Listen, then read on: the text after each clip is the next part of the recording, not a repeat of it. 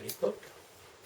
Ils vont mettre en place des causeries, des matinées, on appelle ça des matinées. C'est-à-dire que sur le temps de loisirs des ouvriers, qui est limité hein, le dimanche, ils vont organiser du théâtre, ils vont organiser des chansons, des répertoires de chansons, populaires, révolutionnaires, peu importe, des chansons. Ils iront même jusqu'à faire des balades, des randonnées. On prend le vapeur, on va dans la presqu'île de Crozon, on pique-nique, on chante, on revient, et pendant ce temps-là, on a distribué les journaux. Il y a un journal qui est très important à l'époque qui s'appelle Les Temps Nouveaux. Et Les Temps Nouveaux, c'est le journal qui est en train de fédérer tous les anarchistes. Et les Brestois commencent à vendre les Temps Nouveaux. Voilà. Et là, on est en 1903, 1904. Et en 1905, il y a l'affaire... en 1903, 1904, Brest, c'est déjà un chaudron. Ça bouillonne. Il commence à y avoir des grèves, mais pas simplement à l'Arsenal. Il commence à y avoir des grèves chez les coiffeurs, chez les garçons boulangers. Et toutes ces grèves-là vont se fédérer pour former une grève générale qui va durer longtemps et face à laquelle on estime que c'est en train d'aller mal. On commence à avoir des vitrines cassées, on commence à avoir des boycotts. On commence à dire allez acheter votre pain chez ceux qui soutiennent le mouvement des garçons boulangers. N'achetez pas votre pain chez les boulangers qui sont contre le fait que les garçons boulangers n'aient pas le dimanche pour se reposer. C'est ça, hein, les revendications. Avoir le dimanche pour se reposer, ne pas commencer à travailler à 4 heures du matin. Parce qu'à l'époque, il n'y a pas de machine pour faire le pétrin. Il faut y aller. Hein. C'est un métier extrêmement dur. Et c'est tout ça qui va faire que tout d'un coup, ça va dégénérer. Alors, quelle va être la réponse? La réponse, on la voit un peu dans Gueule d'Or. Hein. La réponse est une réponse violente. On ne plaisante pas. C'est-à-dire que, par exemple, en 1904, on est au mois de juillet, il fait très chaud, les gens sont dehors, parce qu'on vit dehors à l'époque, hein, les appartements sont tout petits, sonores, etc. Donc on vit dehors. On se rassemble là, c'est le champ de bataille, la place Wilson actuellement. C'est là qu'on se rassemble, parce que dans le coin là-bas, il y a la Bourse du Travail, qui a été obtenue en 1904 par la municipalité, la nouvelle municipalité socialiste. C'est la première fois qu'il y avait une municipalité socialiste à Brest. Il y avait un local, on pouvait y faire des choses, et Jules Le Gall, Pingam, leurs amis ont commencé à proposer un certain nombre d'activités. Donc, pour revenir à juillet 1904, là ça a dégénéré. On a appelé les dragons. Alors là, quand on appelle les dragons, 4 trains qui arrivent, qui débarquent les chevaux et les hommes. Imaginez jusqu'à 1200 soldats qui débarquent. Avec eux, il faut imaginer qu'il y a aussi ceux les régiments d'infanterie coloniale hein, qui peuvent être utilisés. Et à l'époque, il n'y a pas de compagnie républicaine de sécurité, c'est-à-dire des gens qui sont habitués au service de l'ordre, qui savent comment taper, pas trop fort. Voilà, hein, y a à l'époque, c'est attention, halte au feu, on tire. Fourmis, 9 morts. Donc, c'est ça qui peut se passer à Brest. On a la chance d'avoir un préfet du Finistère qui s'appelle Collignon, qui est un homme extrêmement intelligent et qui a compris qu'il ne faut pas que ça dégénère en émeute, parce que c'est terrible, et qui a compris qu'il fallait à la fois occuper les places et diviser les groupes et les faire sortir de la ville. Parce que Brest a un gros problème, c'est qu'il y a des remparts à l'époque, dans le centre-ville. Il n'y a juste qu'une porte. Donc vous pouvez être pris dans une nasse. D'un côté, vous avez le pont qui est là, et de l'autre côté, vous avez la porte de Landerneau. Si vous avez des milliers de gens qui sont pris dans les rues, si vous avez les dragons qui chargent, vous avez des morts. Donc il va réussir, au fil du temps, cette affaire va durer plusieurs jours, plusieurs semaines, il va réussir à calmer les choses et il va réussir à empêcher qu'il y ait un drame. Et effectivement, ça a été extrêmement dur, mais il n'y a pratiquement pas eu, il y a eu des blessés, mais il n'y a pas eu de mort. Donc, ça a été un moment extrêmement important. Suite à ce moment, il y a eu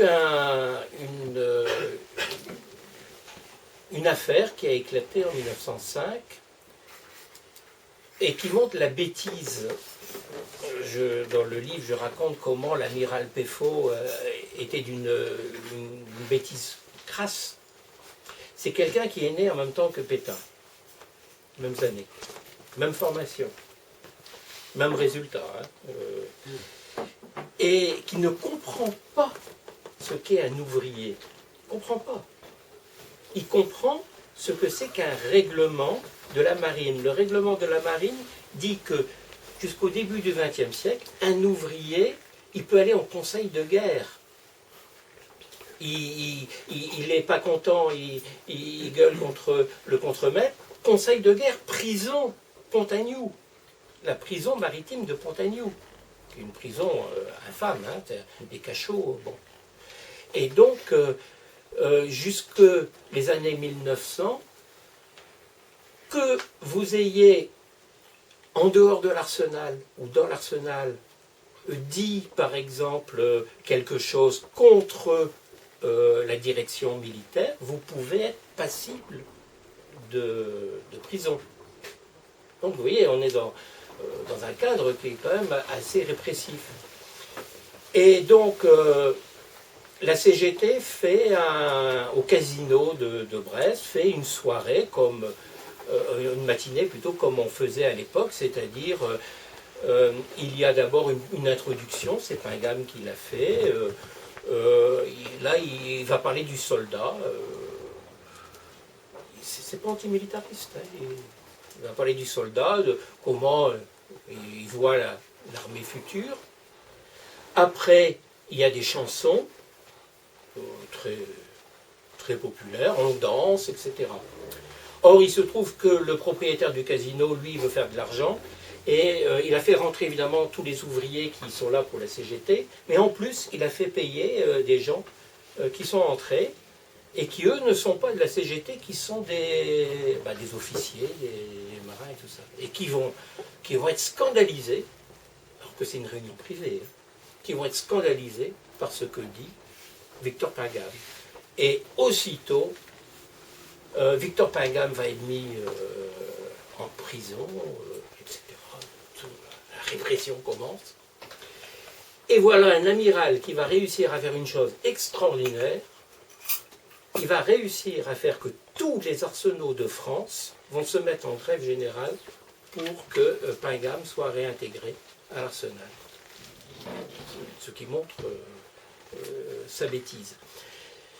Le ministre de la Marine ne va pas le désavouer, parce qu'on ne désavoue pas un amiral. Il va le remplacer.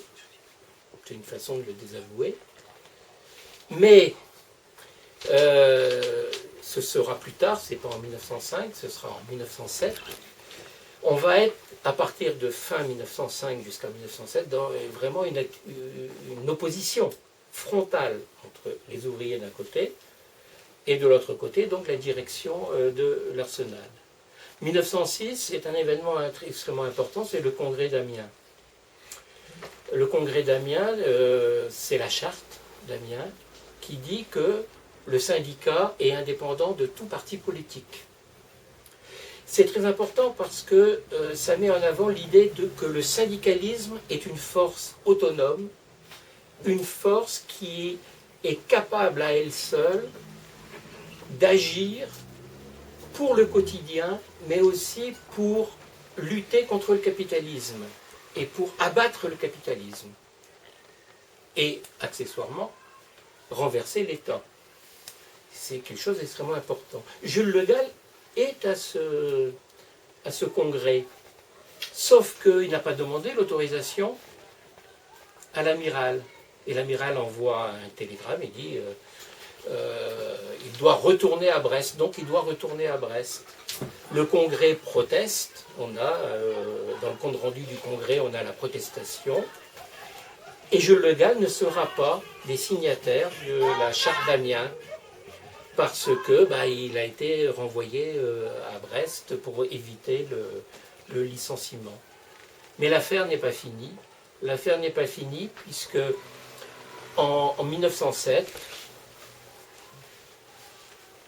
Jules Le Gall va être poursuivi pour ses écrits, jugé antimilitariste. Il va être arrêté, il va être donc amené devant le tribunal à Quimper.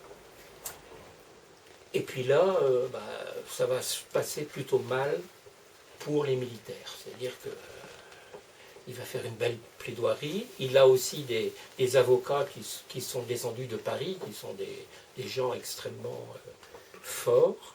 Juste une petite parenthèse, parmi tous ces avocats, il y en a un qui lui fera une carrière un peu bizarre, il s'appelle Pierre Laval, il défendait les anarchistes en 1906, on sait ce qu'il a fait par la suite.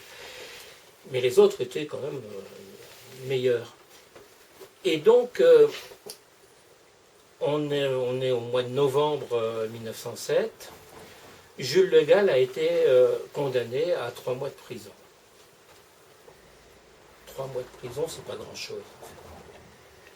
C'est pas grand-chose. Sauf que lorsque quelqu'un est condamné à plus de 15 jours de prison, il est renvoyé de l'Arsenal. Et voilà, le piège s'est refermé. Ce qu'on voulait, c'était que Jules Le Gall s'en aille. Et alors on a quelque chose d'assez extraordinaire, c'est que dans la même journée, Jules Le Gall va être licencié de l'Arsenal par l'amiral Peffaut, et l'amiral Peffaut va être remplacé à son poste. Le ministre décide que vraiment là, on est allé un peu loin, il est temps de calmer les choses.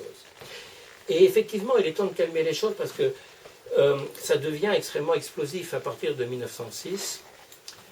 On a un ministre de l'Intérieur qui est Clémenceau, qui veut casser les grèves. Et en 1908, on a un secrétaire départemental de la CGT, Jules Roulier, qui est ami de Jules Le Gall, mais qui va faire un 1er mai extrêmement provocateur. C'est-à-dire que 1er mai, on fait la grève généralement, et généralement, on fait la grève, on fait un meeting sur le champ de bataille, et après on va ensemble, tous ensemble, à la plage. Pour ceux qui connaissent Brest, on va à Sainte-Anne ou on va de l'autre côté à Saint-Marc. Voilà. Ce sont les endroits traditionnels, c'est comme ça que ça se passe. Et là, ce jour-là, ils font comme ça, sauf que en chemin, ils vont prendre des morceaux d'osier, des bâtons, etc. Et ils s'arrangent pour être de retour au moment du débauchage, lorsque les ouvriers sortent de l'Arsenal. Et là, ils vont, ceux qui n'ont pas fait grève, parce que le 1er mai, à l'époque, on fait grève, pour célébrer le 1er mai, il va y avoir des bagarres, ils vont attaquer les non-grévistes. Et évidemment, ça va être extrêmement mal perçu. Je raconte ces histoires parce que on est au cœur vraiment d'une problématique qui est la problématique de l'anarcho-syndicalisme.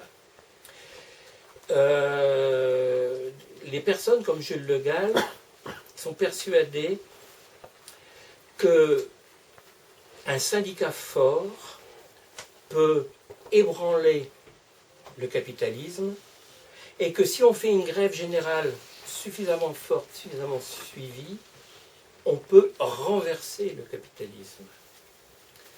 Et c'est quelque chose qui est extrêmement important. C'est pour ça que j'ai appelé le livre « Nous ferons la grève générale ». Nous ferons, pas nous faisons. Parce que, en fait, on va passer des années et des décennies à vouloir imaginer une grève générale qui ne viendra pas. Parce qu'il y a un paradoxe qui est le suivant. Les forces les plus importantes, notamment à Brest, sont à l'Arsenal. Mais elles sont apathiques. Elles suivent, mais elles n'ont pas d'initiative. Et Brest ne fait pas beaucoup grève. Parmi les arsenaux, c'est l'Arsenal qui fait le moins grève. Toulon fait beaucoup plus. Rochefort fait beaucoup plus. L'Arsenal de Brest est toujours à la traîne. Si bien qu'on est obligé d'aller chercher des troupes en dehors de l'Arsenal. On est obligé d'aller organiser les dockers. On va organiser les garçons boulangers, je l'ai dit, les gens du bâtiment, etc. Mais ce sont des petits syndicats que l'on tient à bout de bras. Ils vont se fatiguer, les Pingam et Jules Le Gall. Jules Le Gall va faire un burn-out, hein, carrément. Et ils vont se fatiguer. Ils ne vont pas réussir, parce qu'en plus, quand on fait la grève, il faut empêcher d'aller au caboulot. Il faut empêcher que l'ouvrier aille boire son coup dans les bistrots d'à côté. Parce que c'est ça aussi une grève. On manifeste et puis hop, hop, hop, hop, hop. Les ouvriers s'égaient dans tous les bistrots qui sont autour. Et c'est ce qui nous permet de comprendre que Pingam comme Jules Le Gall vont avoir une politique anti-alcoolique extrêmement avancée. Ils se battent contre l'alcoolisme parce que c'est une plaie de la classe ouvrière brestoise. Il y a deux plaies à Brest. L'ivrognerie, ça c'est la première, hein, c'est général, depuis le XVIIIe siècle, c'est comme ça à Brest. L'ivrognerie, c'est une caractéristique. Et la deuxième, c'est la tuberculose. L'Arsenal de Brest est un nid de tuberculose. Il y a eu une enquête au début du XXe siècle où on dit que 10% des ouvriers de l'Arsenal, 10%, c'est à peu près 700, sont touchés par la tuberculose. Donc vous voyez, c'est quelque chose d'extrêmement important. La tuberculose à Brest va être endémique jusque dans les années 60. Jusque dans les années 1960. Donc, ils doivent lutter contre ça. C'est pour ça qu'ils développent à côté toute cette éducation anti-alcoolique, cette éducation également à la limitation des naissances. Parce qu'ils disent, nous ne voulons pas fabriquer de futurs prolétaires. Nous ne sommes pas là pour fabriquer... si les capitalistes ont moins d'ouvriers, moins de main-d'œuvre, ils sont bien obligés de les payer plus cher. Donc, ils sont pour la limitation des naissances, à commencer par eux-mêmes. Ils sont pour l'union libre. Jules Le Gall ne se mariera qu'en 1927, quand sa fille va se marier. Donc, il se marie, il régularise une situation. Pingam se marie 3 semaines avant son décès pour que sa femme puisse avoir la pension de réversion. Voilà pourquoi il se marie. Et Pingam, par exemple, va être arrêté un peu avant-guerre, la guerre 14-18, parce qu'on avait trouvé chez lui, chez lui dans le local de la CGT, on avait trouvé des brochures sur la limitation des naissances et sur la façon donc de faire la contraception, y compris des contraceptifs, des capotes qu'ils avaient dans leur local. C'est interdit d'avoir ça. Il a été condamné à 2 jours de prison, et je ne sais plus combien d'argent, pour avoir détenu des capotes. Voilà. Donc, il y a, vous voyez, l'anarcho-syndicalisme, c'est ça, c'est cette volonté de créer un syndicat qui soit fort, et en même temps d'avoir beaucoup de choses qui permettent l'éducation, des bibliothèques, un journal. Et c'est la bourse du travail qui permet ça. En même temps que monte la CGT, monte le mouvement des bourses du travail. À l'origine, les bourses du travail, c'est des bourses pour permettre aux ouvriers de trouver du travail. Ça va contre les bureaux de placement des patrons. On peut nous-mêmes trouver des emplois, aider les gens à avoir des emplois. Ce sont les bourses du travail. Et d'ailleurs, quand quelqu'un part chercher du travail ailleurs, on va lui donner un viatique, c'est-à-dire une petite somme d'argent. Un viatique, c'est-à-dire quelque chose qui va lui permettre de faire la via, le chemin.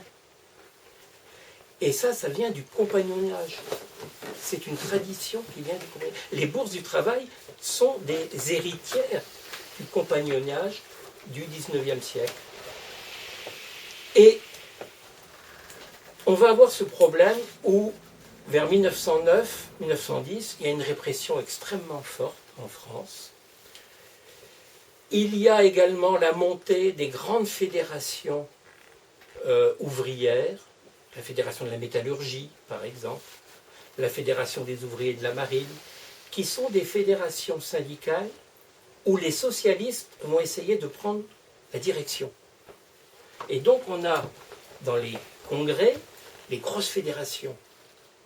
La Fédération des ouvriers de la marine, c'est 12 000 à 20 000 syndiqués. Vous imaginez à l'époque, 12 000 à 20 000 syndiqués, c'est dans un congrès, vous prenez toutes les places. Et peu à peu, les anarcho-syndicalistes qui étaient ceux qui avaient fait le syndicat, qui l'avaient créé, vont être évincés de ce syndicat. En 1909-1910, ils n'ont plus le contrôle des gros syndicats. Il va donc y avoir une période de dépression, dans tous les sens du terme, puisque eux-mêmes vont être en dépression. Et là, il va y avoir une sorte de... On va recommencer. Ils vont recommencer, mais différemment. Jules Le Gall va se dire, le syndicalisme n'est pas forcément la seule solution. Et il va commencer à proposer dans les temps nouveaux, on a des articles, 1911, de dire, et si on faisait des groupes de soutien au journal, c'est-à-dire de structurer autour d'un journal les anarchistes. Ils ont commencé en 1907 avec la guerre sociale, autour du journal La guerre sociale de Gustave Hervé, qui après est devenu un ultranationaliste, et ensuite donc autour des temps nouveaux. Cette volonté de structuration de groupe est tout à fait nouvelle dans l'anarchie, puisqu'à l'époque, ceux qui dominent, ce sont les anarchistes individualistes, comme autour du journal L'Anarchie. Il y a des figures, hein. Il y a une très belle figure, c'est Rirette 80, Maître Jean. Maître Jean, Rirette Maître Jean, qui a fait Souvenir d'anarchie, qui est un livre à lire, hein, c'est extraordinaire, et qui était la compagne de Victor Serge, qui a été anarchiste aussi, qui est revenu à l'anarchie d'ailleurs après un passage chez les bolcheviks.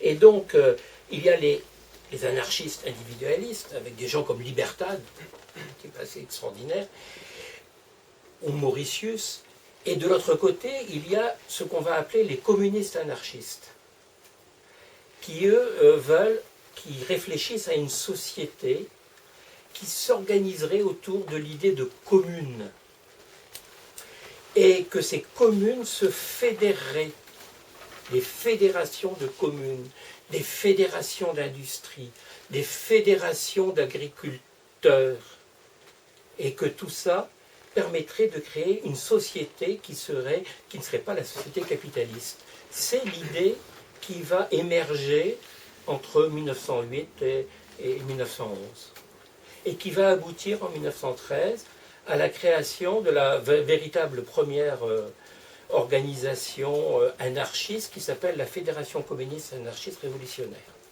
Où là, tout le monde va se mettre d'accord, y compris les anarchistes individualistes, sur la nécessité de se retrouver. Ils ne sont pas... Jean Métron a estimé qu'il y avait 60 groupes. À Brest, le groupe fait 50, 60 personnes.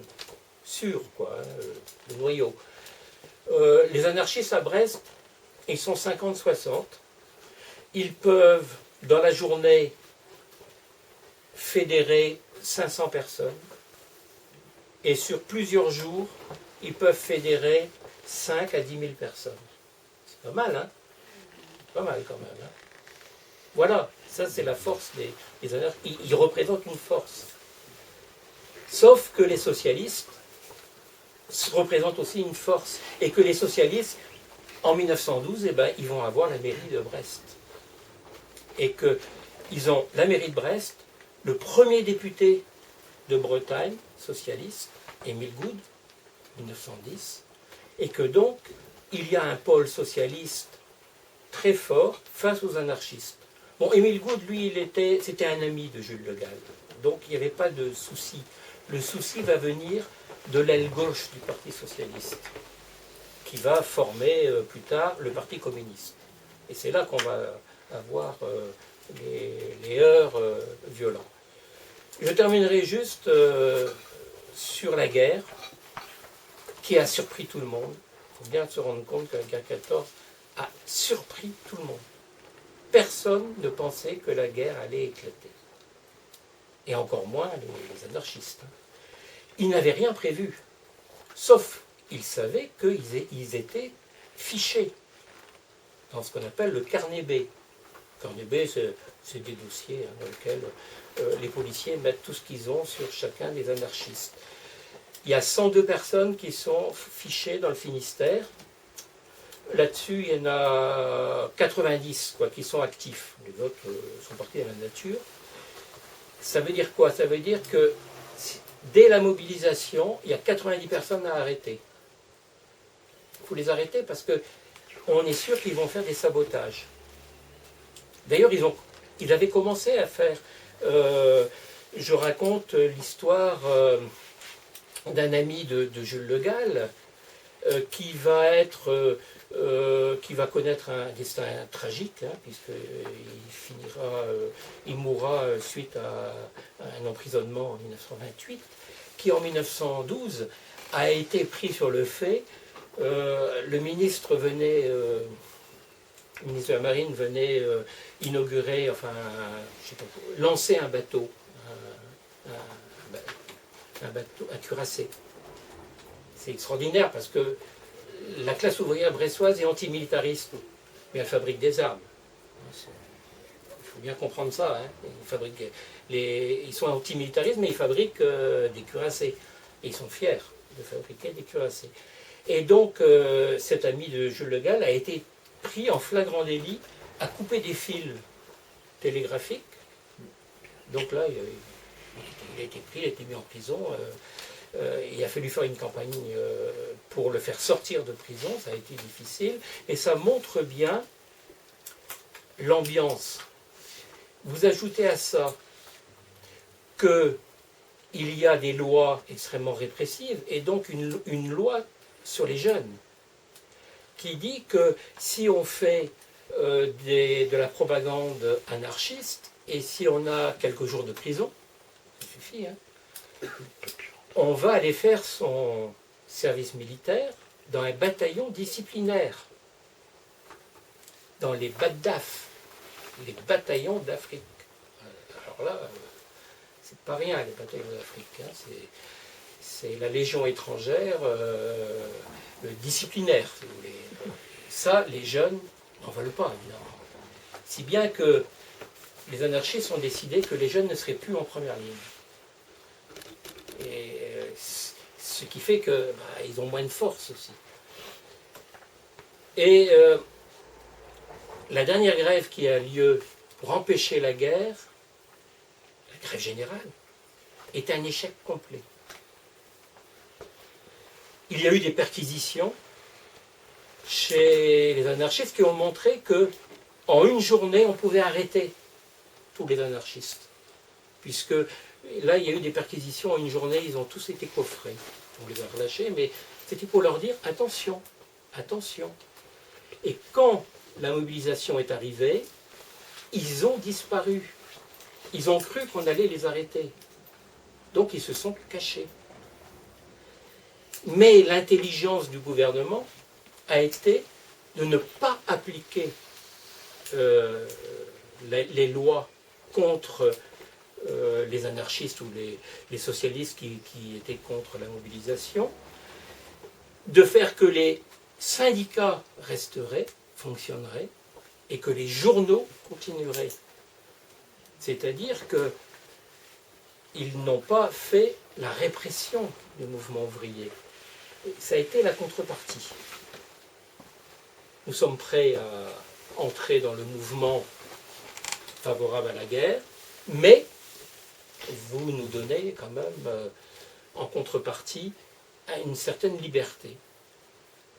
Et donc les anarchistes comme les autres ont été confrontés à ce problème. Victor Pingham va aller au front, il va être blessé 2 fois. Le front va le changer beaucoup. Et il va commencer à faire une propagande pour l'armée. Les jeunes anarchistes en 1915, tout d'un coup vont dire stop. Parce qu'on va leur demander d'aller faire la quête pour le secours national dans les ateliers.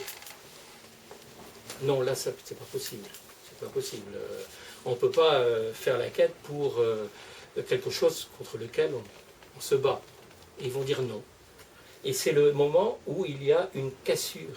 Et dans le mouvement anarchiste, il y a aussi une cassure entre ceux qui vont dire cette guerre est une guerre entre l'impérialisme allemand et les démocraties. Et une partie des anarchistes, dont Jean Grave, le directeur des Temps Nouveaux, va être là-dedans, mais aussi François Lelevé, qui était l'alter ego de Jules Le Gall à Lorient, et qui va dire moi je suis pour le manifeste des 16 de soutien aux démocraties.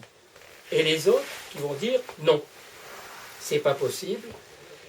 Et c'est Sébastien Faure qui va agréger ce groupe pacifiste contre la guerre en lançant un journal, CQFD, ce qu'il faut dire, et se battre contre la guerre.